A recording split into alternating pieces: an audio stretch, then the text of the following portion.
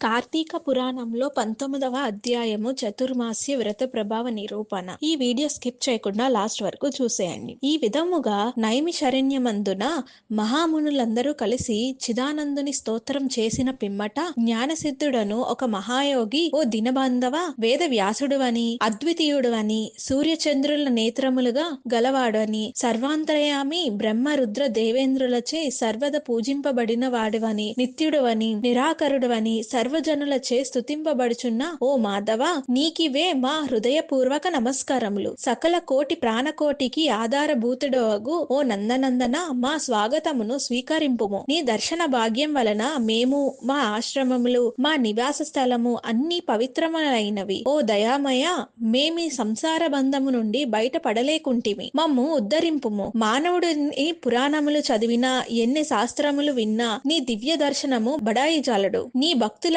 మాత్రమే నీవు దృగోచరుడు వగుడవు. ఓ గజేంద్ర రక్షక, ఉపేంద్ర, శ్రీధర, ఋషికేశ, నన్ను కాపాడుము అని మైమరిచి స్తోత్రం చెయ్యగా శ్రీహరి చిరునవ్వు నవ్వి, జ్ఞానసిద్ధిని, నీ స్తోత్రం చదివినందుకు నేనెంతయు సంతసించిని. నీకిష్టమొచ్చిన వరమును కోరుకొనము అని పలికెను. అంతా జ్ఞానసిద్ధుడు బుద్ధ్యమాన, నీ సంసార సాగరం నుండి విముక్తుడగును కాలేక శ్లేషమున పడిన ఈగ వలె కొట్టుకొనుచున్నాను కనుక నీ పాద పద్మల పైన ధ్యానముండునట్లు అనుగ్రహింపుము. మరేదియు నాకక్కరలేదు అని వేడుకొనెను. అంతా శ్రీమన్నారాయణుడు, ఓ జ్ఞానసిద్ధుడా, నీ కోరిక ప్రకారం అన్నట్లే వరమిచ్చితిని. అదియునుగాక మరొక వరము కూడా కోరుకొనుము, ఇచ్చెదను. ఈ లోకమునందు అనేక మంది దురాచారులై, బుద్ధిహీనులై అనేక పాపకార్యములు చేయుచున్నారు. అట్టి వారుల పాపములు పోవుటకై ఒక వ్రతమును కల్పించుచున్నాను. ఆ వ్రతమును సర్వజనులు ఆచరించవచ్చును. సావధానుడవై ఆలకింపుము.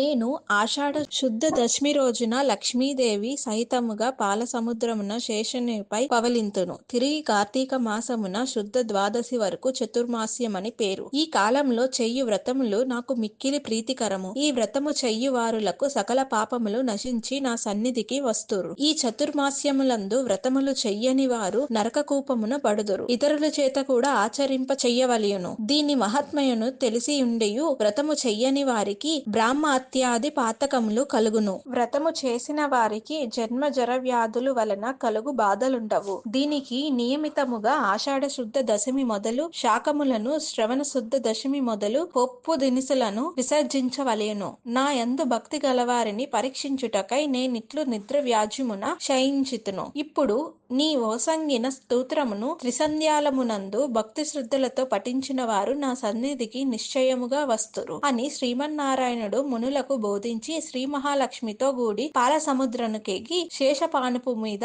పవలించెను. వశిష్ఠుడు జనక మహారాజుతో, రాజా, ఈ విధముగా విష్ణుమూర్తి, జ్ఞానసిద్ధి మొదలగు మునులకు చతుర్మాస్య వ్రత మహాత్మ్యను ఉపదేశించెను. ఈ వృత్తాంతమంతయు అంగిరసుడు ధనలోభుకు తెలియజేసెను. నేను నీకు వివరించినను గాని ఈ వ్రతము ఆచరించుటకు స్త్రీ పురుష భేదము లేదు. అన్ని జాతుల వారును చెయ్యవచ్చును. శ్రీమన్నారాయణుని ఉపదేశము ప్రకారం ముని పుంగవులందరూ ఈ చతుర్మాస్య వ్రతం ఆచరించి ధన్యులై వైకుంఠముకు ఎగిరి. ఇట్లు స్కంద పురాణ తర్గత వశిష్ఠ ప్రోక్త కార్తీక మహాత్మ్య మండలి 19వ శతాబ్దయము 19వ రోజు పారాయణం సమాప్తం.